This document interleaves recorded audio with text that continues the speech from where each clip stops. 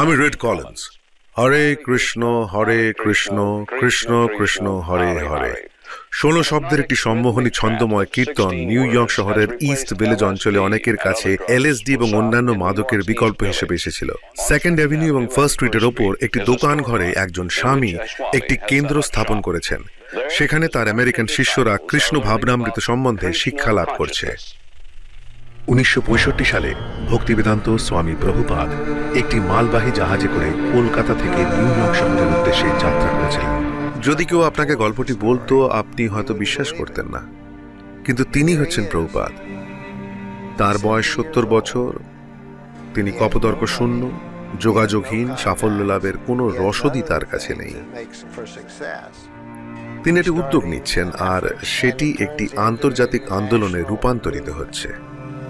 তিনি কেবল তার অনুদিত প্রাচীন ভক্তিমূলক গ্রন্থগুলি নিয়ে এসেছিলেন।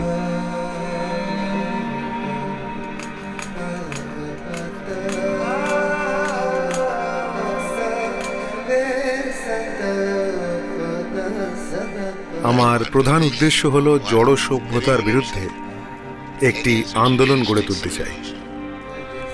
সেটি আমার লক্ষ্য, যাতে সমগ্র জগৎ সুখী হতে পারে।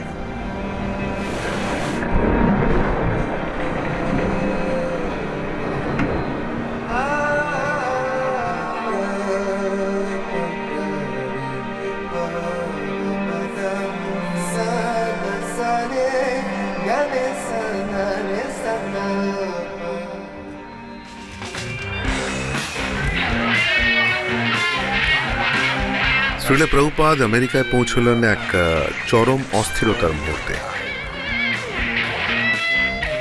আমরা আমেরিকাকে এটি বলি যে সংবিধানের প্রতি বিশ্বস্ত হতে।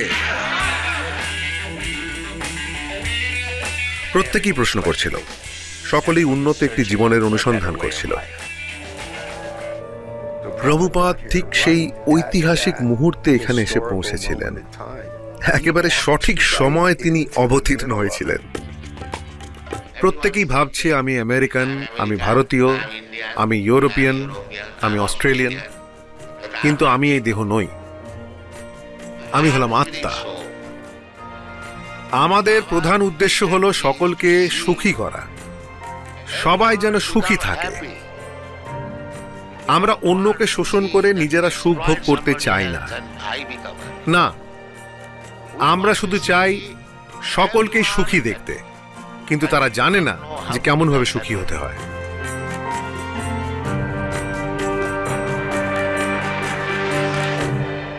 হরে কৃষ্ণ মন্ত্র, আন্দোলন এবং স্বামী, যিনি এই সবকিছু আরম্ভ করেছিলেন। নিউ ইয়র্ক শহর, 1965।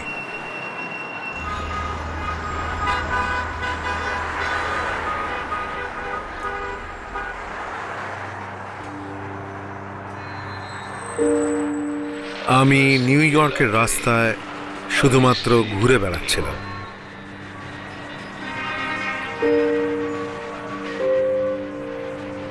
আর ফিফথ অ্যাভিনিউ দেখছিলাম। বন্ধুহীন, অর্থহীন অবস্থায়, ঠিক যেন একটা ভবঘুরের মতো।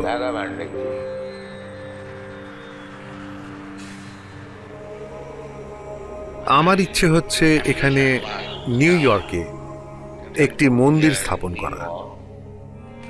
আমি আমার কয়েকটি গ্রন্থ, শ্রীমদ্ ভাগবতম, নিজেই গ্রন্থ বিক্রেতাদের কাছে খুব কষ্টে বিক্রি করেছিলাম। নিউ ইয়র্ক খুব ব্যয়বহুল শহর, কিন্তু আমি একজন দরিদ্র মানুষ। আমি খুব একটা আশাবাদী ছিলাম না। একটি কবিতায় তা আমি লিখেছিলাম, কৃষ্ণ, কেন তুমি আমাকে এই দেশে নিয়ে এসেছো? আমি কি করতে পারি? কিন্তু যেহেতু তুমি আমাকে এখানে নিয়ে এসেছো, নিশ্চয়ই কোনো উদ্দেশ্য আছে। ঠিক আছে, আমাকে তুমি তোমার ইচ্ছে মতো নাচাও।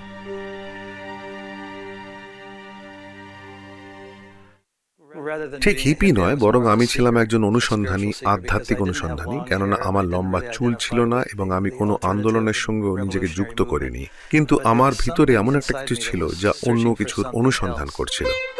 প্রভুপাদের সঙ্গে আমার প্রথম সাক্ষাৎ হয়েছিল এইভাবে। ম্যানহাটনের গ্র্যান্ড স্ট্রিটে একটি বাসের মধ্যে আমার পরিচিত একজনের সঙ্গে দেখা হয়, যে আমাকে একটি ছেঁড়া এক টুকরো কাগজে লেখা একটি ঠিকানা দিয়ে বলেছিল এটি একজন ভারতীয় স্বামীর ঠিকানা। তিনি সপ্তাহে 3 দিন বক্তৃতা দেন এবং আমার মনে হয় তোমার সেখানে যাওয়া উচিত।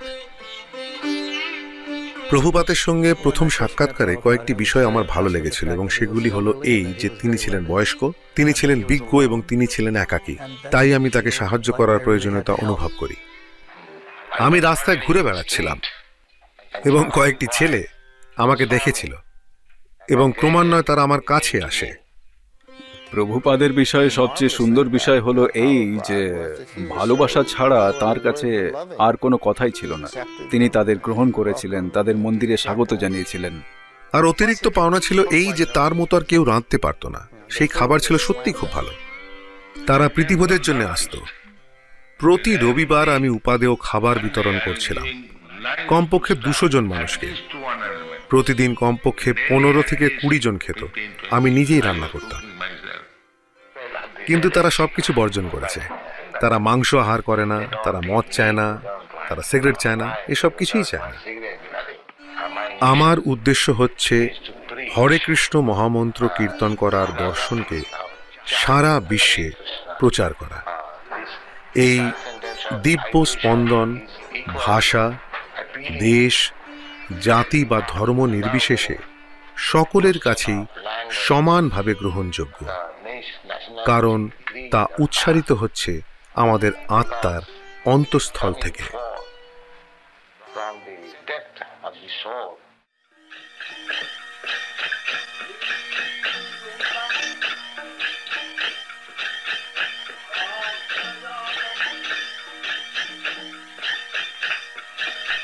তারপর শ্রীল প্রভুপাদ আমেরিকার জন্য অস্বাভাবিক কিছু করেছিলেন।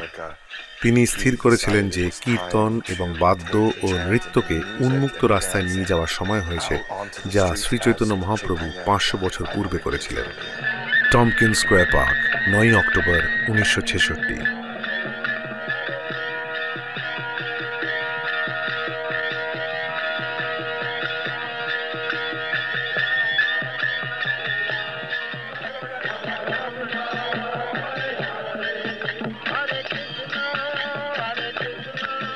তার যথার্থ কোনো মৃদঙ্গ বা বাদ্যযন্ত্রও ছিল না। তিনি যে কোনো কিছুর ওপর তাল ঠুকে ছন্দ রক্ষা করতেন, কিন্তু তার কাছে ছিল কৃষ্ণ নাম। তিনি এত বিশ্বাসের সঙ্গে কীর্তন করতেন যে তা সমগ্র জগতের মানুষকে তার প্রতি আকৃষ্ট করত। তিনি বুঝতে পেরেছিলেন যে হরে কৃষ্ণ কীর্তন যদি জগৎ সভায় উপস্থিত হতো তাহলে তার কি ফল হতে পারত। তারা যদি এই দিব্য শব্দ তরঙ্গ রূপ কীর্তনকে অবলম্বন করে, তাদের মন মার্জিত হবে এবং তারা তাদের প্রকৃত স্বরূপ দর্শন করতে পারবে। 60-এর দশকের বিশেষত্ব হলো এই যে সেই সময় অনেক কিছুর চর্চা একসঙ্গে চলছিল।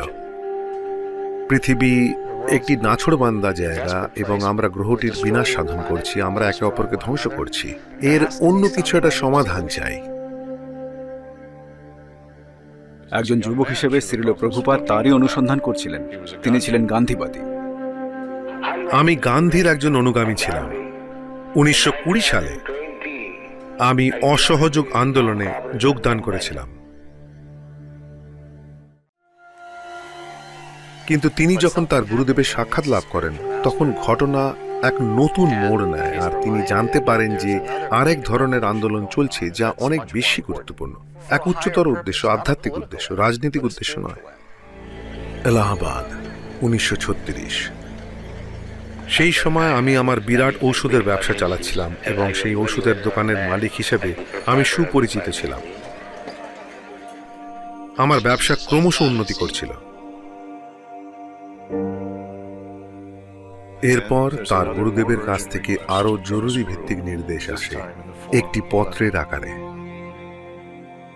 তুমি আমার কাছ থেকে যা কিছু শিখেছ তা ইংরেজিতে মানুষের কাছে প্রচার করার চেষ্টা করো, তাতে তোমার ভালো হবে এবং যাদের কাছে প্রচার করবে তাদেরও। সেটি আমার উপদেশ।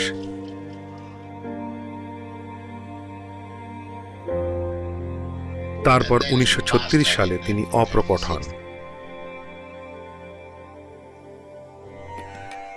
এই সমস্ত আমেরিকান যুবারা অধিক সংখ্যায় আমার কাছে এসেছিল। তারপর 1966 সালে আমি কৃষ্ণ ভাবনামৃত সংঘ আনুষ্ঠানিকভাবে প্রতিষ্ঠা করি।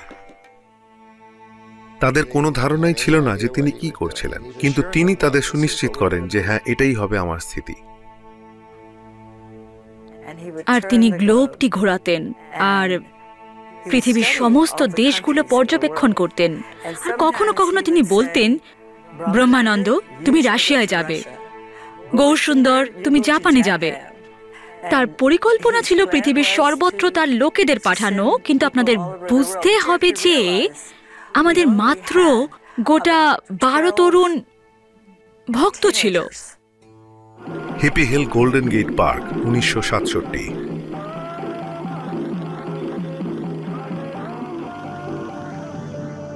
তিনি ছিলেন আধ্যাত্মিকতার মূর্ত প্রকাশ এবং তার শিষ্যরা তা পেতে চেয়েছিলেন। তারা বলেছিল, আমরা তার কিছুটা পেতে চাই, এটা যাই হোক, তার যা আছে আমি সেটি পেতে চাই। সুতরাং এই হচ্ছে গুরু।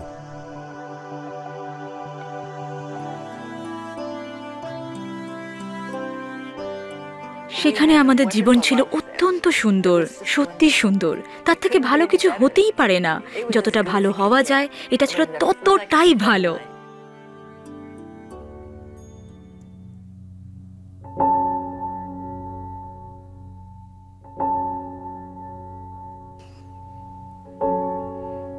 তারপর একদিন সারা শরীর তার কাঁপছিল। স্বামীজির হার্ট অ্যাটাক হলো। সবকিছু দেখে শুনে মনে হলো তিনি এই জগৎ ছেড়েই চলে যাচ্ছেন। আর তাই ভক্তরা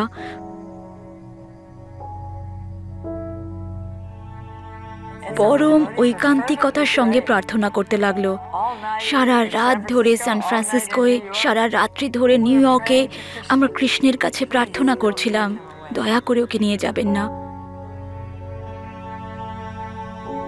উনি সবেমাত্র এখানে এসেছেন, অনুগ্রহ করুন। তাকে ছাড়া আমাদের জীবন কেমন হতো তা আমরা কল্পনা করতে পারতাম না। আমার হার্ট খুবই দুর্বল ছিল, স্বাস্থ্য ক্ষণভঙ্গুর। আমি খুব অসুস্থ ছিলাম। আমি ধরেই নিয়েছিলাম যে আমি আর বাঁচব না। সুতরাং বৃন্দাবনে ফিরে যাই এবং সেখানে মৃত্যুবরণ করি।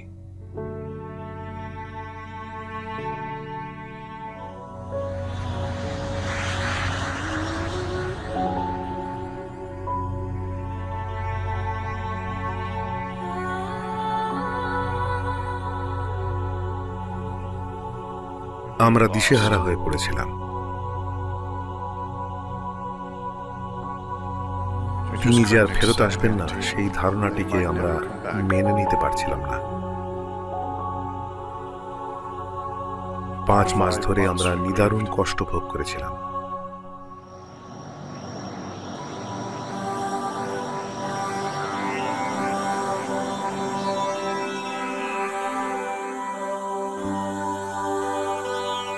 তারপর আমরা খবর পেলাম যে প্রভুপাদ অনেকটা ভালো হয়ে উঠেছেন।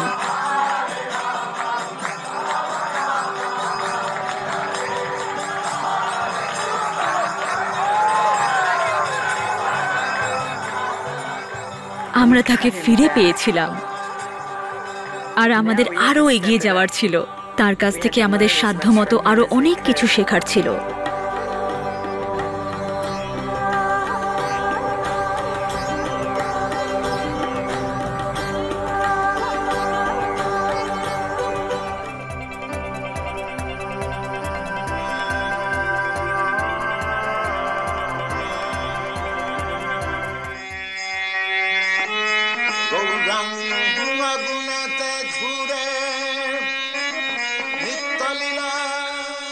যে উদ্দীপনার প্রদর্শন তিনি করেছিলেন তা ছিল অকল্পনীয়। আমার বয়স তখন সবে 20 পেরিয়েছে, কিন্তু আমিও তার সঙ্গে তাল মেলাতে পারতাম না। তারপর 60-এর দশকের শেষের দিকে এবং 70-এর প্রারম্ভে ইসকনের বিস্ফোরণ ঘটেছিল। মানুষ দলে দলে যোগদান করছিল। তিনি তার পত্রের মাধ্যমে সবকিছু পরিচালিত করতেন। প্রভুপাদ তার ছাত্রদের কাছ থেকে শয়ে শয়ে পত্র পেতেন এবং তিনি স্বয়ং তাদের প্রত্যেককে উত্তর দিতেন। প্রভুপাদ এমন কোনো পত্র পাননি যেটির তিনি উত্তর দেননি। পরমেশ্বর ভগবানের কৃপার প্রভাবেই কেবল পরমেশ্বর ভগবানকে জানা যায়। তিনি নিজেকে প্রকাশ করেন। মনোধর্ম প্রসূত জল্পনা কল্পনার দ্বারা তাকে জানা যায় না। অথাপিতে দেব পদাম্বুজোদ্দয়ম। তিনি সাধারণত অনুবাদ করতেন যখন সকলে ঘুমিয়ে পড়ত, ধরো 11টা থেকে ভোর 3টে বা 4টে পর্যন্ত। প্রথম প্রয়োজন হলো আপনাকে আত্মনির্ভরশীল হতে হবে। সেটি ভগবানের ব্যবস্থাপনা। প্রভুপাদ প্রকৃতির ছন্দে তাল মিলিয়ে জীবনযাপন করার পক্ষে সওয়াল করেছেন এবং নিজেদের স্বনির্ভরশীল কৃষিপল্লীতে বসবাস করে এবং ভগবানের প্রদত্ত সমস্ত দান কৃত্রিমভাবে পরিবর্তন না করে প্রকৃতির দান রূপে তার পূর্ণ সদ্ব্যবহার করার মাধ্যমে।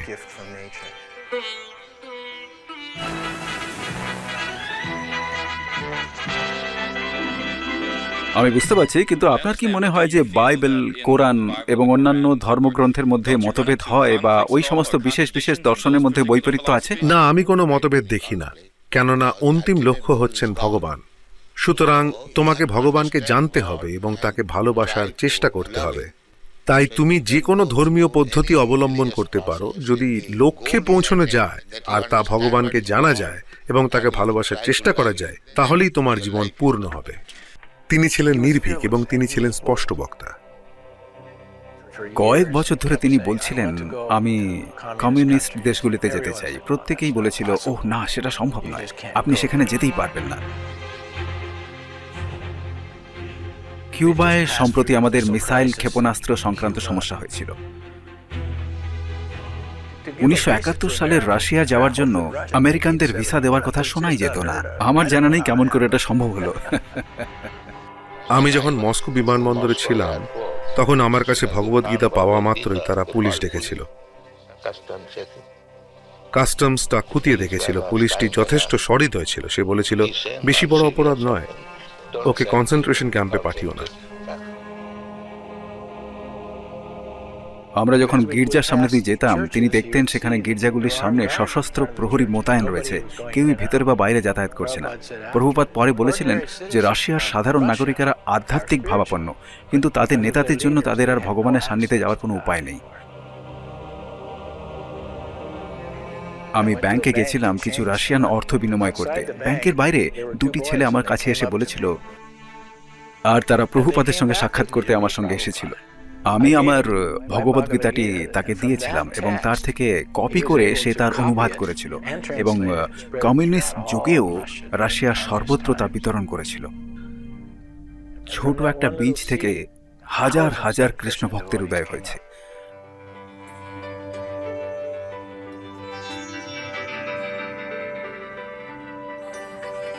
আমরা সেপ্টেম্বর মাসের শেষ ভাগে 20টা নামের তালিকা সহ একটা পত্র পেয়েছিলাম। আমি চাই এরা এসে ভারতবর্ষে আমাদের সঙ্গে মিলিত হোক। আমি তালিকাটি দেখলাম, আমার নামও সেখানে ছিল এবং তা ছিল আমার কাছে হাতে চাঁদ পাওয়ার মতো। আর তিনি এসেছিলেন গেরুয়া পরিহিত, মুন্ডিত মস্তক, শিখা ও তিলক শোভিত এবং মহিলাদের শাড়ি পরিহিত পাশ্চাত্যবাসীদের সঙ্গে নিয়ে। এটা ছিল অভিভূত করা দৃশ্য। আমেরিকান, ইউরোপিয়ান ছেলেরা এবং মেয়েরা, আর ভারতবর্ষে তা এক ঝড় তুলেছিল। ভারতবর্ষ এর আগে এরকম কিছু দেখেনি, পাশ্চাত্য দেশের সাধুদের। প্রভুপাদ তার অনুগামীদের ভারতবর্ষে নিয়ে এসেছিলেন, কেননা তিনি জাগিয়ে তুলতে চেয়েছিলেন এবং ভারতবর্ষের মানুষদের বলতে চেয়েছিলেন যে সর্বশ্রেষ্ঠ সম্পদ তোমাদের দেশের ঐতিহ্যের মধ্যেই রয়েছে, কিন্তু তোমরা তা ভুলে গিয়েছো, তোমরা অবজ্ঞা করেছো। আমি এদের নিয়ে এসেছি তোমাদের মনে করাতে যে তোমরা কি ভুলে গিয়েছো।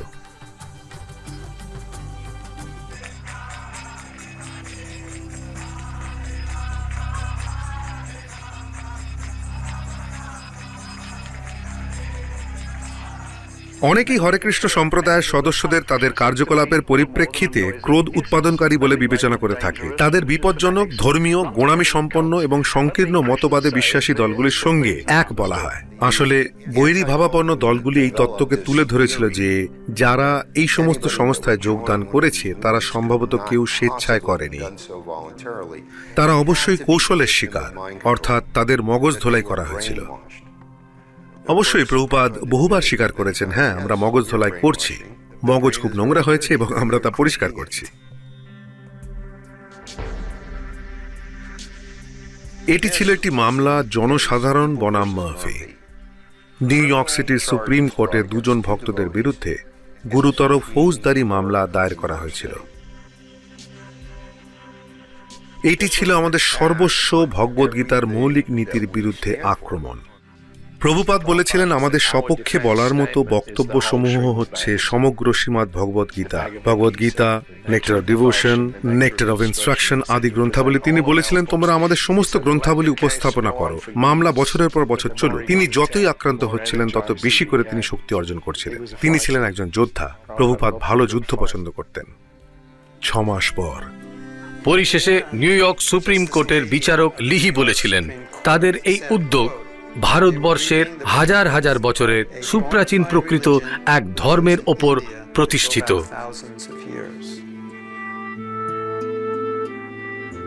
নিউ ইয়র্ক শহর, 5th অ্যাভিনিউ, 1976। আর অবশ্যই সেটি ছিল প্রভুপাদের জন্য একটি বিরাট জয়।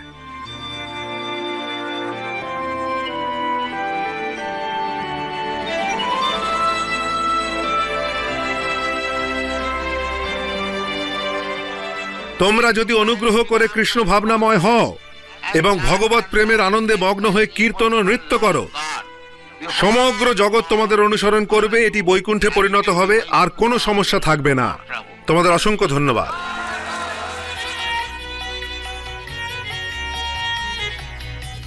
প্রভুপাদ বিশ্বাস করতেন যে কৃষ্ণ প্রেম যে কোনো বাধা বিপত্তিকে অতিক্রম করতে পারে। ভগবানের ভালোবাসা আর সবকিছুর থেকে অধিক শক্তিশালী এবং তা প্রবল স্রোতের বেগে সবকিছুকে প্লাবিত করবে, সেটি সিদ্ধান্ত।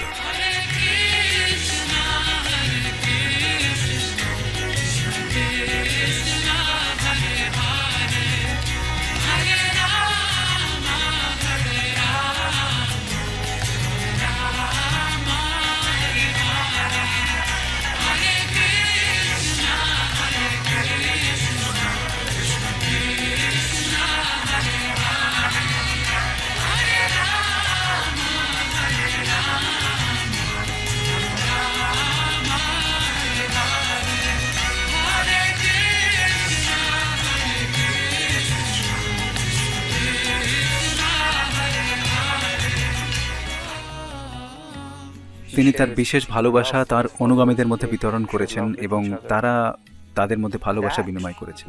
সেটি তার আন্দোলনকে একত্রে ধরে রাখার হৃদয় স্বরূপ। আর সেটি ছিল তার অন্তিম আবেদন, যদি তোমরা আমাকে ভালোবাসো তাহলে মিলেমিশে কাজ করো। আমার প্রিয় ছেলেমেয়েরা, আমার সতর্কবাণী এসে গিয়েছে। আমি কঠিন হৃদরোগে আক্রান্ত। সুতরাং শ্রী চৈতন্য মহাপ্রভুর ধারা এখন তোমাদের উপর ন্যস্ত।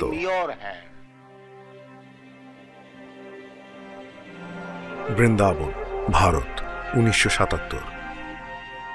তার স্বাস্থ্যভঙ্গের কারণে তার চেতনা এতটুকুও বিচলিত হয়নি। সবাই এটি দেখতে পাচ্ছিলেন যে এখানে এমন একজন ব্যক্তিত্ব রয়েছেন যিনি সম্মুখভাবে জানতেন যে তিনি এই দেহ নন। আমি সেখানে ছিলাম যখন তিনি এই জগৎ ত্যাগ করে চলে যাওয়ার 2 সপ্তাহ আগে পর্যন্ত শ্রীমদ্ ভাগবতম অনুবাদ করেছিলেন।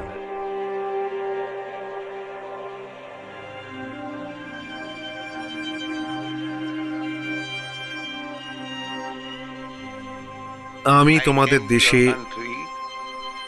একাকী এসেছিলাম এই করতাল দুটিকে সঙ্গে করে। এখন তোমাদের দেশে তোমরা কতজন হরে কৃষ্ণ কীর্তন করছো, সেটি আমার সাফল্য।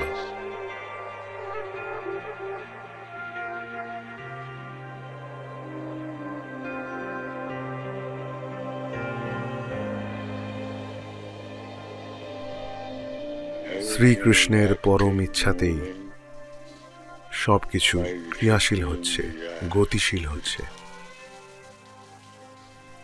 এই চেতনাই হচ্ছে কৃষ্ণ ভাবনা।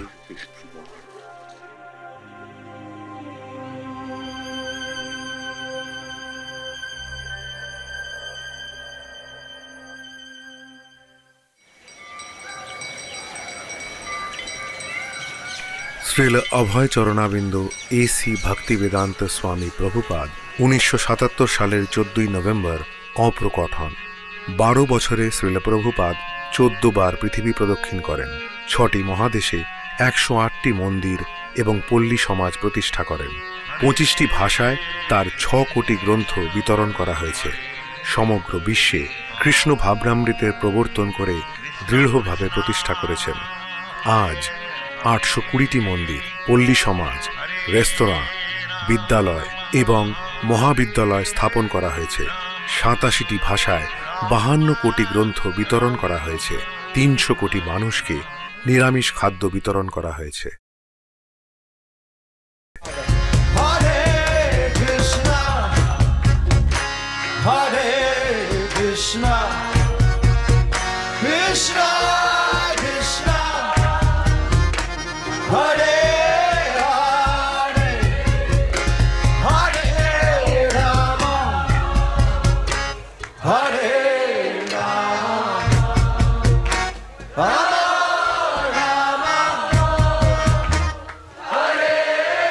One more time.